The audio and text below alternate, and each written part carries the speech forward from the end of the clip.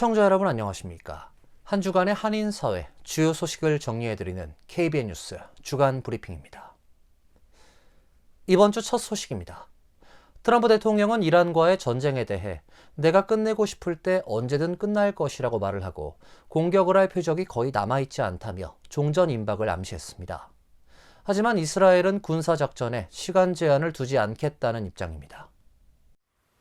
트럼프 대통령은 어제 인터넷 매체 악시오스와의 전화 인터뷰에서 전쟁이 곧 끝날 것이라면서 내가 끝내고 싶을 때 언제든 끝날 것이라고 말했습니다. 대통령은 사실상 공격할 표적이 거의 남아있지 않아서라며 이것저것 조금 있을 뿐이라고 설명했습니다. 이어 전쟁은 아주 잘 진행되고 있고 우리는 일정표보다 훨씬 앞서 있다며 원래 6주로 계획했던 것을 기준으로 보더라도 생각했던 것보다 더 큰 피해를 줬다고 강조했습니다. 트럼프 대통령은 그들은 중동의 나머지 지역까지 노리고 있었다고 말하고 그들은 47년간 초래한 죽음과 파괴의 대가를 치르고 있고 그에 대한 보복이라며 그들은 그렇게 쉽게 넘어가지 못할 것이라고 말했습니다. 그러나 미국과 공동작전 중인 이스라엘은 대이란 군사작전에 시간 제한을 두지 않겠다는 입장을 밝혔습니다. 이스라엘 카츠 국방부 장관은 이스라엘군 참모총장이 참석한 상황 점검 회의에서 이스라엘과 미국의 작전은 모든 목표를 완수하고 승리를 거둘 때까지 필요한 만큼 시간 제한 없이 계속될 것이라고 말했습니다. FBI가 이란에 의한 미국 본토 타격 가능성을 경고했습니다. 특히 서부 연안에서 드론을 이용한 공격 가능성이 있다며 감시 체제를 강화하고 대응에 나섰습니다. 더 힐에 따르면 FBI 산하 합동 테러 태스크포스는 최근 내부 통지문을 통해 이란이 미국의 군사 조치에 대한 보복으로 서부 연안의 정체불명 선박에서 드론을 활용한 기습 공격을 획책할 가능성이 있다고 경고했습니다. 문건은 이란이 캘리포니아 내 특정되지 않은 목표물을 겨냥해 드론 공격을 감행할 수 있다는 구체적인 첩보를 담고 있습니다. 대테러 전문가들 사이에선 드론 공격의 실효성이 아직은 낮다는 평가가 우세합니다. 하지만 캘리포니아 주 정부와 수사기관들은 예방 차원의 감시 체계를 대폭 강화하며 대응에 나섰습니다. 샌프란시스코 경찰청은 연방 및 주 정부와의 공조 아래 중동 정세를 실시간으로 주시하고 있으며 게빈 뉴섬 주지사 역시 드론 위협 대응을 위한 실무그룹을 가동해 관련 정보를 면밀히 공유하고 있다고 밝혔습니다. 중동 내 물리적 충돌의 여파가 해외 주둔 미군을 넘어 본토 시민의 안전까지 위협하는 단계에 이르렀다는 분석입니다. 트럼프 대통령은 본토 타격 가능성에 대해 부정적인 태도를 유지하고 있습니다. 트럼프 대통령은 연이은 공습으로 이란 내 주요 군사시설이 상당 부분 파괴돼 추가 도발 역량이 부족하다고 평가하면서도 해협 봉쇄 등 추가적인 도발이 이어질 경우 기존보다 수십 배 강력한 대응에 나설 것이라고 강조하며 팽팽한 대치 국면을 이어갔다고 더 힐은 전했습니다. 대표적인 공화당 강세 지역인 조지아주 연방하원 보궐선거에서 민주당 후보가 득표율 1을 기록하며 결선 투표에 진출했습니다. 트럼프 대통령에겐 정치적 부담이 될 수 있다는 분석도 제기되고 있습니다. 어제 실시된 조지아주 연방하원 보궐선거 개표 결과 민주당 션 해리스 후보가 37.3%를 얻어 1위를 기록했습니다. 공화당 클레이 플러 후보는 34.9%를 득표했습니다. 과반 득표자가 나오지 않으면서 두 후보는 다음 달 7일 결선 투표에서 최종 승부를 가리게 됐습니다. 이번 선거는 공화당 소속이던 마조리 테일러 그린 전 의원의 사퇴로 공석이 된 조지아 14구를 채우기 위해 실시했습니다. 그린 전 의원은 외교 경제 문제 및 성범죄자 고 제프리 앱스타인 파일 공개를 둘러싸고 트럼프 대통령을 비판하면서 그와 갈등을 빚다 지난달 의원직을 사퇴했습니다. 조지아 14구는 지난 14년간 공화당 후보가 100% 당선됐을 정도로 보수 진영의 핵심 텃밭입니다. 지난 대선에서 트럼프 대통령에게 약 68%의 압도적인 지지를 보냈던 곳입니다. 트럼프 대통령은 검사 출신 클레이 플러 후보를 공개 지지했음에도 육군 장성 출신인 민주당 해리스 후보가 1위를 차지해 이례적인 결과란 평가입니다. 다만 이번 선거에서 공화당은 플러 후보를 비롯해 12명의 후보가 출사표를 던졌고 민주당은 해리스 후보 등 3명이 출마하면서 공화당 후보의 표가 분산됐다는 분석도 있습니다. 다음 달에 열리는 결선 투표에서도 민주당이 선전할지는 미지수입니다. 산술적으론 2위 플러와 3위 콜턴 무어 등 공화당 후보들의 표를 합치면 여전히 보수 진영이 압도적 우위에 있습니다. 결선 투표에서 1대1로 진검 승부를 맞붙으면 공화당 지지층이 결집할 가능성이 높아 플러 후보가 당선될 가능성이 높다는 전망입니다. 해리스 후보는 개표 결과가 나온 뒤 오늘 결과는 이 지역 주민들이 변화를 원하고 있다는 신호라며 결선까지 남은 기간 동안 더 많은 유권자를 만나 지지를 확대하겠다고 밝혔습니다. 풀러 후보는 공화당 지지층이 결선에서 반드시 결집할 것이라며 보수 유권자들이 하나로 모인다면 결과는 달라질 것이라고 말했습니다. FBI가 2020년 대선 부정 의혹과 관련한 수사를 확대했습니다. 조지아주에 이어 경합주인 애리조나주의 투표 기록을 확보했습니다. 뉴욕타임스에 따르면 FBI는 애리조나주 최대 선거구인 마리코파 카운티에 2020년 대선 투표 결과와 관련된 방대한 자료 제출을 요구하는 연방 대배심 소환장을 발부했습니다. 소환장은 애리조나주 상원에 발부됐습니다. 주 상원은 당시 공화당 의원들의 지시에 따라 마리코파 카운티 투표 결과에 대한 대규모 재검표와 감사를 감독했던 기관입니다. 애리조나주 상원의 공화당 의장인 워런 피터스는 SNS를 통해 이번 주말 2020년 마리코파 카운티 감사와 관련된 기록을 요구하는 연방 대배심 소환장을 받았고 이에 응했다며 현재 해당 기록은 FBI가 보관하고 있다고 밝혔습니다. 수사당국의 이번 조치는 법무부가 2020년 대선 결과를 둘러싼 재조사를 다른 주로 확대하고 있음을 시사합니다. 이 조사는 지난 1월 FBI 요원들이 조지아주 풀턴 카운티 선관 사무소를 수색하고 대량의 투표 기록을 압수하면서 처음 알려졌습니다.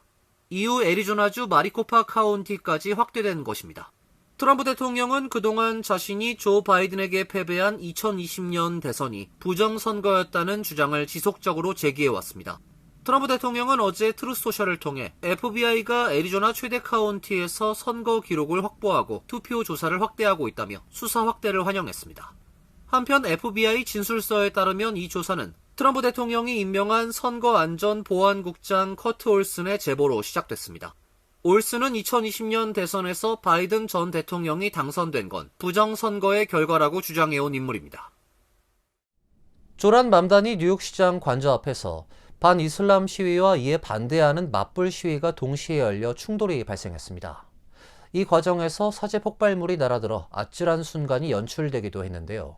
경찰은 6명을 체포해 조사하고 있습니다. 지난 토요일 뉴욕 맨해튼 어퍼 이스트 사이드에 있는 시장 관저 앞에서 상반된 성격의 두 시위가 동시에 열렸습니다.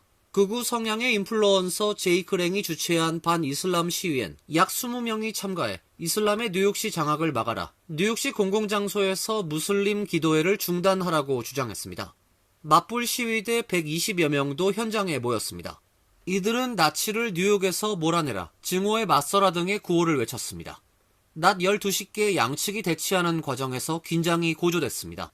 반이슬람 시위대 한 명이 상대편에 후추 스프레이를 뿌리자 맞불 시위대 측 18세와 19세 남성 2명이 각각 사제 폭발물을 잇따라 던졌습니다. 불이 붙은 상태로 경찰이 설치한 바리게이트에 부딪혀 횡단보도 위로 떨어진 이 장치는 축구공보다 작은 크기로 검은색 테이프로 감싼 병 안에 볼트와 너트, 나사와 함께 불을 붙일 수 있는 취미용 도화선이 들어있는 것으로 확인됐습니다.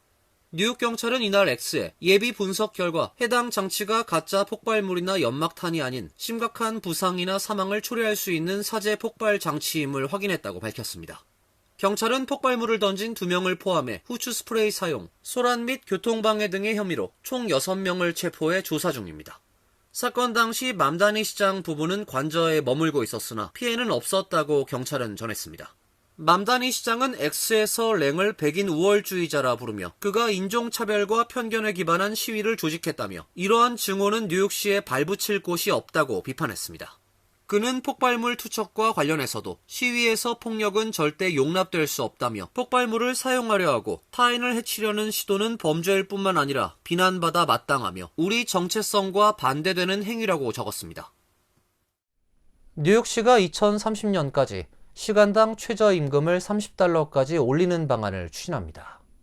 100만 노동자들은 환영하고 있지만 비용 부담으로 고용이 줄 것이란 전망도 나오고 있습니다. 샌디너스 뉴욕시 의원은 어제 뉴욕시가 최저임금을 자체적으로 설정하고 2030년까지 시간당 최저임금을 $30로 올리는 내용을 담은 조례안을 발의했습니다. 뉴욕시의 생활임금이 독신 성인 기준 시간당 $36 99센트 정도로 높은 만큼 뉴욕주와 별개로 시 정부가 최저임금을 설정할 수 있어야 한다는 논리입니다. 제한된 최저임금 인상은 점진적으로 이루어지게 됩니다. 직원 수 500명 이상 사업주는 2027년까지 시간당 최저임금을 $20, 2030년까지 시간당 $30로 인상해야 합니다. 직원 수 500명 미만인 사업장은 2028년까지 시간당 $21 50센트, 2032년까지 시간당 $30의 최저임금을 지급해야 합니다. 이번 조례안은 조란 맘다니 뉴욕시장의 선거 공약과도 맞닿아 있습니다. 조례안이 통과된다면 뉴욕시 최저임금은 전국 최고 수준이 될 전망입니다. 최저임금으로 생활하고 있는 100만 명 이상의 뉴욕시 노동자들은 환영하고 있지만 재계에선 오히려 도시 전역의 사업체에 피해를 줄 것이라며 반발하고 있습니다. 비용 부담 때문에 오히려 고용이 줄 것이란 전망도 나오고 있습니다. 시카고 공항으로 입국하던 미국 시민권자가 이렇다 할 이유도 없이 40시간 넘게 억류됐다가 풀려난 사실이 알려지면서 논란이 커지고 있습니다. 가족과 지인들은 명확한 이유도 절차도 없는 구금이라며 강하게 반발하고 있습니다. 시카고에서 나고 자란 28세 미국 시민권자 순다스 나크비는 지난주 튀르키예에서 귀국하던 중 오헤어 국제공항에서 연방 요원들에 의해 제지당했습니다. 가족들에 따르면 당국은 이상한 여행 기록 외 구체적인 설명 없이 나크비를 붙잡아두었고 그녀는 공항 내에서 약 30시간을 보낸 뒤 브로드뷰 이민세관 단속국 시설로 옮겨졌습니다. 가족과 친구들은 나크비의 휴대전화 위치 정보가 브로드뷰 시설을 가리키고 있었음에도 연방 요원들과 지역 경찰은 그곳에 없다며 구금을 부인했다고 주장했습니다. 이후 나크비의 휴대전화 위치 신호가 위스콘신주 도지 카운티의 또 다른 시설로 옮겨졌고 이 과정에서도 가족들은 반복적으로 그런 사람은 없다는 답변을 들은 것으로 알려지고 있습니다. 나크비는 지난 7일 오전 위스콘신주의 시설에서 풀려나 인근 주유소까지 걸어나왔고 주변의 도움으로 호텔에 도착해 가족과 만났습니다. 쿡카운티 커미셔너는 미국 시민이 아무런 혐의 없이 30시간 넘게 억류된 것이라며 이런 일이 가능하다면 누구에게나 일어날 수 있다고 주장했습니다. 지난 8일 나크비 가족과 지역 활동가들은 브로드뷰 IC 시설 앞에 모여 항의 집회를 열고 진상 규명을 요구했습니다. 나크비의 가족은 그녀가 업무 출장으로 해외를 다녀오던 중 비자 문제로 일정이 바뀌었을 뿐이라며 함께 이동한 동료들 중에는 다른 시민권자와 영주권자도 포함돼 있었다고 설명했습니다. 연방국토안보부와 세관국경보호국은 이번 사안에 대해 아직 공식 입장을 내놓지 않고 있습니다. 연방이민세관 단속국이 이민 정책을 비판적으로 보도해온 스페인어 매체 기자를 체포하면서 영장 여부를 둘러싼 논란이 일고 있습니다. 연방법원에 제출된 문서에 따르면 테네시주 스페인어 뉴스 매체 내슈빌 노티시아스 소속 기자 에스테파니 로드리게스 플로레스가 지난 5일 교통단속 도중 IC 요원들에게 체포돼 현재 구금 중입니다.